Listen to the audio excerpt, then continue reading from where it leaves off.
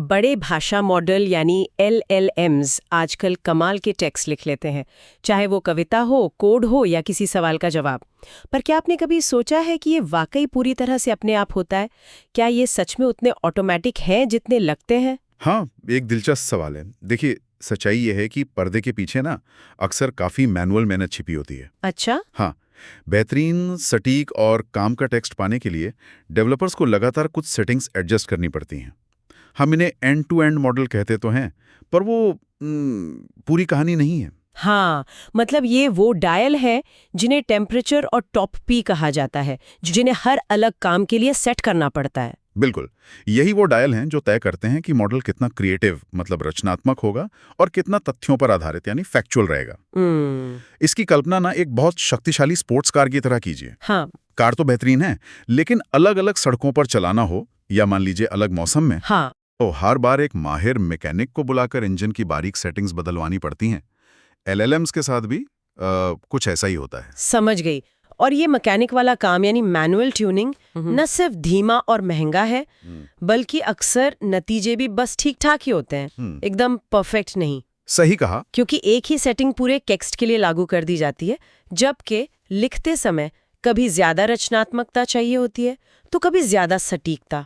ये तो मुश्किल है। बिल्कुल, और यहीं पर एक नई तकनीक ऑटोडिको तस्वीर में आती है।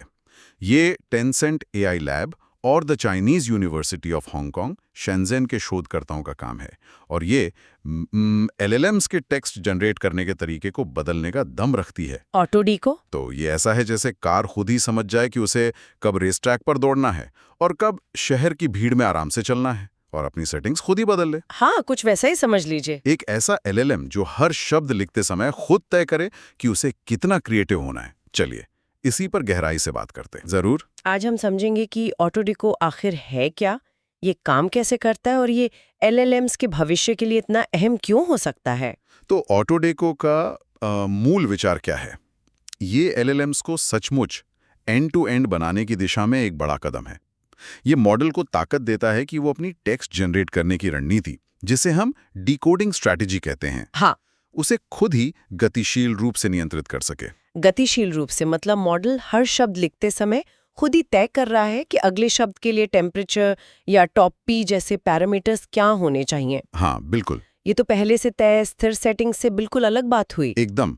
तकनीकी तौर पर देखें तो ऑटोडेको मौजूदा ट्रांसफॉर्मर LLMs में कुछ छोटे और हल्के प्रिडिक्शन हेड्स जोड़ देता है। Prediction heads? हाँ, प्रिडिक्शन हेड्स। इन्हें आप मॉडल के अंदर लगे छोटे विशेष सेंसर या मिनी ब्रेन समझ सकते हैं। ये मॉडल की आंतरिक मेमोरी या समझ, जिसे तकनीकी भाषा में हिडन स्टेट कहते हैं, उसको देखते हैं। अच्छा, तो ये मिनी ब्रेन क्या कहते हैं, मतलब इनका काम क्या है? देखिए, हर कदम पर जब मॉडल अगला शब्द चुनने वाला होता है तो ये हेड्स दो काम एक साथ करते हैं। पहला, ये अनुमान लगाते हैं कि अगला सबसे संभावित शब्द कौन सा होना चाहिए। ये काम तो स्टैंडर्ड LLM भी करते हैं, जिसे लॉजिट्स का अनुमान लगाना कहते हैं। ठीक है। और दूसरा, जो कि ऑटोडिको की खासियत है, ये उसी पल के लिए सबसे सही टेम्परेचर और टॉप पी वैल्यू का भी अनुमान लगाते हैं। अरे वाह, कमाल है।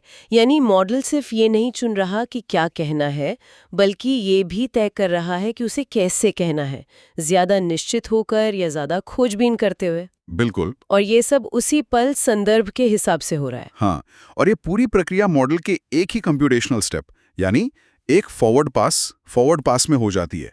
इससे ये बेहद तेज और कुशल बनता है। अच्छा। कल्पना कीजिए, पहले इंसान बाहर से डायल सेट करता था, अब मॉडल अंदर से ही हर कदम पर खुद अपने डायल सेट कर रहा है। लेकिन इसे सिखाना मतलब ट्रेन करना तो मुश्किल होता होगा, खासतौर पे टॉपी जैसी चीजें जिनमें एक शार्प कट ऑफ होता है, उन्हें सीधे ट्रेन करना तो आसान नहीं होता। हाँ, ये अच्छा सवाल है। यहीं ऑटोडेको की चतुराई सामने आती है। ट्रेनिंग के लिए उन्होंने एक खास तरीका इजाद किया है, जिसे वो सॉफ्ट टॉपी कहते हैं। सॉफ्ट टॉपी? हाँ, ये सीधे कट ऑफ करने के बजाय कम संभावित शब्दों की संभावनाओं को धीरे धीरे कम करता है, मतलब एकदम से नहीं हटाता।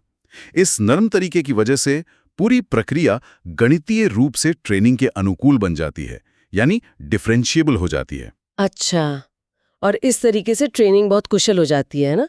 मैंने पढ़ा कि इसे सीखने के लिए बहुत ज्यादा डेटा की जरूरत नहीं पड़ती। हाँ, ये वाकई प्रभावशाली है। अक्सर पहले से प्रशिक्षित यानी प्री ट्रेन्ड LLM पर महत्वपूर्ण सुधार लाने के लिए सिर्फ कुछ हजार उदाहरण, लगभग 6000 और करीब 400 ट्रेनिंग स्टेप्स ही काफी होते हैं। बस 400 स्टेप्स, ये तो बहुत तेज है। बिल्कुल। और ट्रेनिंग भी स्मार्ट तरीके से होती है। मौजूदा बड़े मॉडल के पैरामीटर्स को छेड़ा नहीं जाता, उन्हें फ्रीज कर दिया जाता है। सिर्फ इन नए छोटे ऑटो डीको हेड्स को ही ट्रेन किया जाता है। अच्छा। इसमें कुछ और तकनीकें भी इस्तेमाल होती हैं ताकि ये हेड्स ना तो बहुत ज्यादा सुरक्षित खेलने लगें, मतलब सिर्फ सबसे कॉमन शब्द चुने, और ना ही बहुत ज्यादा अंदाजे लगाने लगें। समझ गए। और जब मॉडल असल में इस्तेमाल हो रहा हो, यानी इन्फ्रेंस के समय, क्या ये सब करने में ज्यादा समय लगता है? क्या ये धीमा हो जाता है? नहीं, यही तो इसकी खूबसूरती है। इस्तेमाल के दौरान ये प्रक्रिया मॉडल के आउटपुट की संभावनाओं को अंदर ही अंदर एडजस्ट करती है।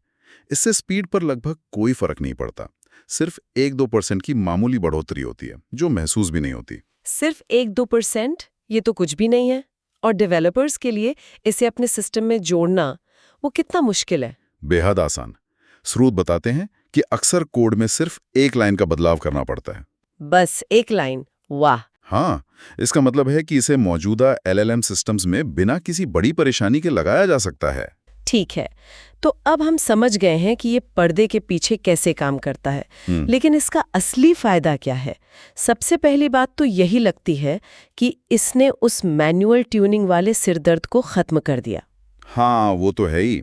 लेकिन ये सिर्फ काम को ऑटोमेट नहीं कर रहा, ये उसे बेहतर भी कर रहा है। अच्छा, कैसे? प्रयोगों में साफ दिखा है कि ऑटो डीको पारंपरिक स्थिर तरीकों से लगातार बेहतर नतीजे देता है, चाहे वो ग्रीडी सर्च हो जो हमेशा सबसे संभावित शब्द चुनता है, हाँ, या स्टैंडर्ड सैम्पलिंग हो जिसमें पैरामीटर फिक्स होते हैं।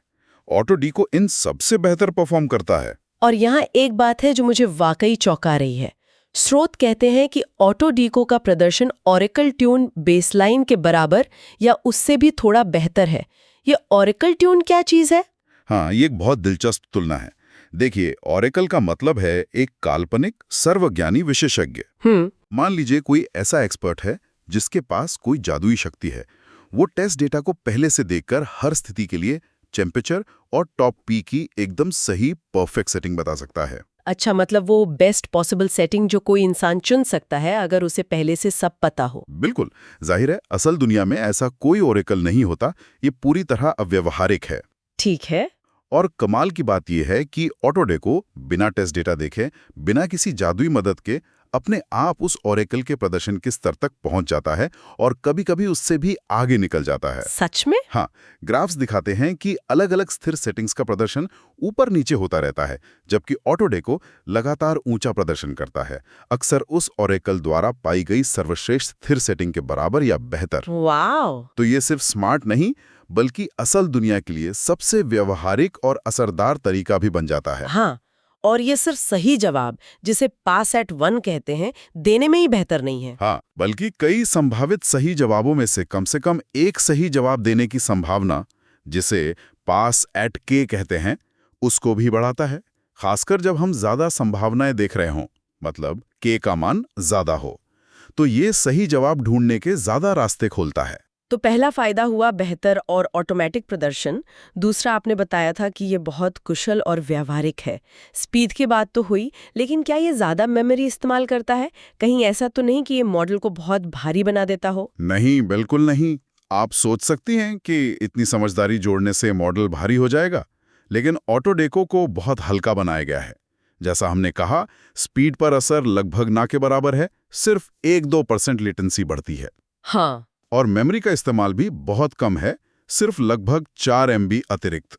सिर्फ 4 MB? ये तो आजकल के हिसाब से कुछ भी नहीं है। बिल्कुल। इसका मतलब है कि ये वाकई किसी भी मौजूदा ट्रांसफॉर्मर आधारित LLM में आसानी से लगाया जा सकता है, एक ड्रॉप इन सुधार की तरह। एकदम सही। और जैसा हमने पहले चर्चा की, इसकी ट्रेनिंग भी बहुत कुशल है। कम डेटा लगता है, करीब 6000 उदाहरण और 400 स्टेप्स। और उसे किसी बाहरी लेबल की भी जरूरत नहीं होती। ये लेबल मुक्त पर्यवेक्षण से सीखता है। ठीक है, ये सब तो बहुत बढ़िया है। अब आते हैं उस चीज पर जो शायद सबसे ज्यादा रोमांचक लगती है, उभरती हुई प्राकृतिक भाषा नियंत्रण क्षमता, इमर्जेंट नेचुरल लैंग्वेज कंट्रोल। ये क्या है? हाँ, ये वाकई भविष्य की झलक जैसा लगता है।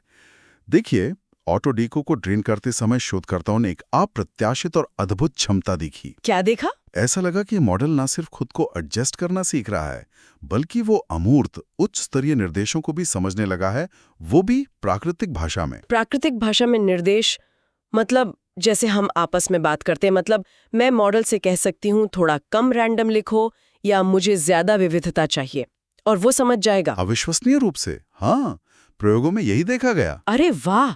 जब मॉडल को प्रॉम्प्ट में ऐसा निर्देश दिया गया, जैसे उच्च विविधता के साथ उत्पन्न करें, तो उसने स्वतः ही अपने अंदर अनुमानित टेम्परेचर और टॉपी मानों को बढ़ा दिया। अच्छा। और जब कहा गया कम विविधता के साथ उत्पन्न करें, तो उसने उन मानों को कम कर दिया।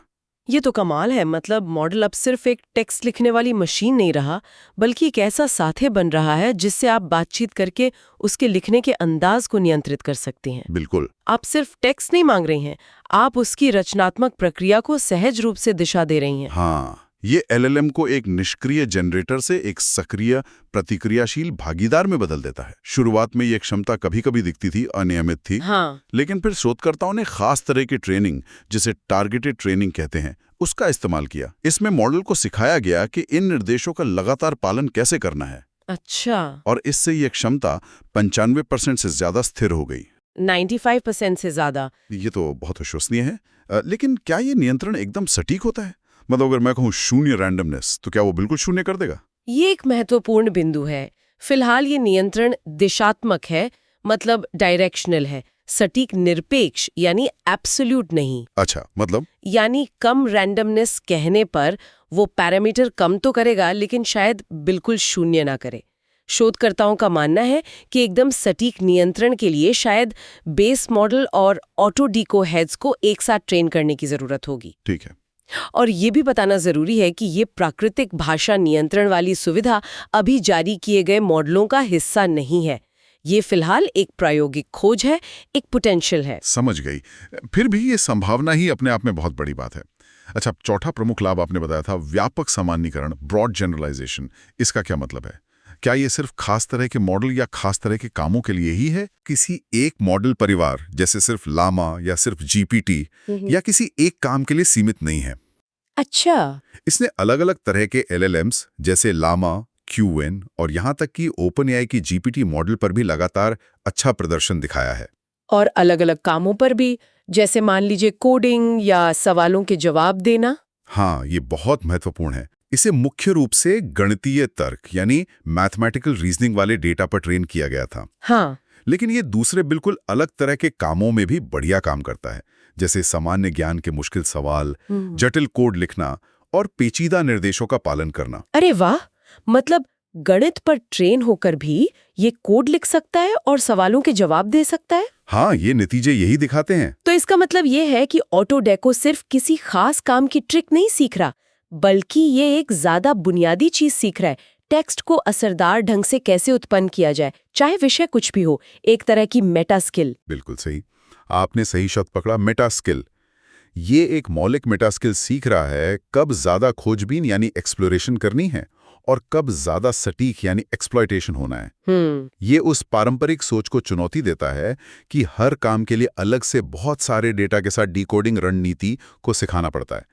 गणित जैसा मुश्किल डोमेन पर ट्रेन होने के बावजूद इसका व्यापक सामान्यीकरण दिखाता है कि गतिशील डिकोडिंग के फायदे कितने गहरे और बुनियादी हैं। तो अगर हम मौजूदा तरीकों से इसकी तुलना करें तो ऑटोडेको कहाँ खड़ा होता है?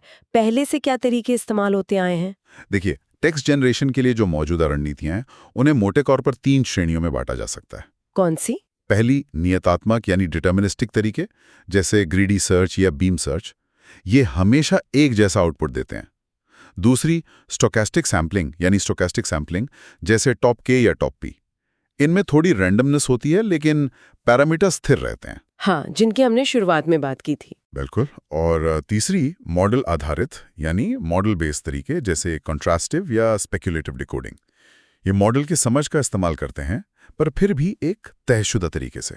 और इन सभी में एक बात समान है, वो सभी एक स्थिर डिकोडिंग रणनीति पर निर्भर करते हैं, है ना? एकदम। चाहे वो कोई फिक्स्ड एल्गोरिदम हो या पैरामीटर्स का एक फिक्स्ड सेट, वो पूरे जनरेशन के दौरान बदलता नहीं है। बिल्कुल। यहीं ऑटोडीको एक बड़ा बदलाव लाता है, एक पैराडाइम शिफ्ट कह सकते हैं। ये स्थिर पैरामीटर्स या पहले से तय नियमों पर निर्भर रहने के बजाय मॉडल को खुद यह अधिकार देता है कि वो हर कदम पर अपनी रैंडमनेस, अपनी स्टोकेस्टिसिटी को गतिशील रूप से नियंत्रित करें। ये इसे ज्यादा लचीला, ज्यादा अनुकूलनीय और संदर्भ के प्रति ज्यादा संवेदनशील बनाता है। तो संक्षेप में देखें तो ऑटोडीको ने सचमुच एंड-टू-एंड एलएलएम का मतलब बदल दिया है। ये ना सिर्फ उस जरूरी लेकिन थकाऊ डिकोडिंग प्रक्रिया को ऑटोमेट और ऑप्टिमाइज करता है, बल्कि प्रदर्शन में भी जबरदस्त सुधार लाता है। हाँ, वो भी बिना किसी खास स्पीड या मेमोरी की कीमत चुकाए। हाँ, और शायद इसका सबसे गहरा असर उस नई संभावना को खोलने में है जहां मॉडल खुद अपनी रचनात्मकता को नियंत्रित कर सकता है और यहां तक कि हमारी भाषा में दिए गए निर्देशों को समझ सकता है कि उसे टेक्स्ट कैसे लिखना है। हाँ, वो प्राकृतिक भाषा वाला नियंत्रण। बिल्कुल, ये ज्यादा सहज और इंटरैक्टिव एआई की तरफ एक अहम कदम है। भविष्य के लिए शोधकर्ता बेस मॉडल और ऑटोडेको हेड्स को एक साथ ट्रेन करने की दिशा में काम कर रहे हैं, है ना? इसका क्या फायदा हो सकता है? हाँ, उनका मानना है कि इससे मौजूदा सीमाएं जैसे कि प्राकृतिक भाषा नियंत्रण का सिर्फ दिशात्मक होना, सटीक ना होना, वो दूर हो सकेंगी। अच्छा। इससे शायद हमें जनरेशन प्रक्रिया पर और भी ज्यादा बारीक नियंत्रण मिल पाएगा। और ये हमें आज के अंतिम विचार पर लाता है।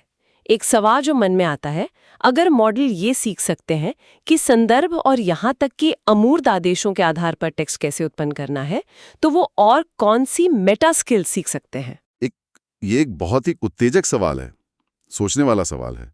क्या ये ऐसे मॉडलों की ओर ले जा सकता है जो सिर्फ टेक्स्ट की शैली ही नहीं बल्कि किसी समस्या को हल करने के लिए अपने पूरे दृष्टिकोण को ही तुरंत बदल सकें? जैसे कि उदाहरण के लिए, कब ज्यादा विश्लेषणात्मक यानी एनालिटिकल होना है और कब ज्यादा सहज ज्ञान यानी इंट्यूटिव अप्रोच पर निर्भर करना है।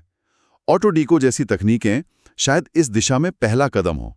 हाँ, और ये देखना दिलचस्प होगा कि ये रास्ता हमें कहाँ ले जाता है। भविष्य में शायद एआई सिर्फ जवाब ना दे बल्कि ये भी समझे कि जवाब कैसे देना है।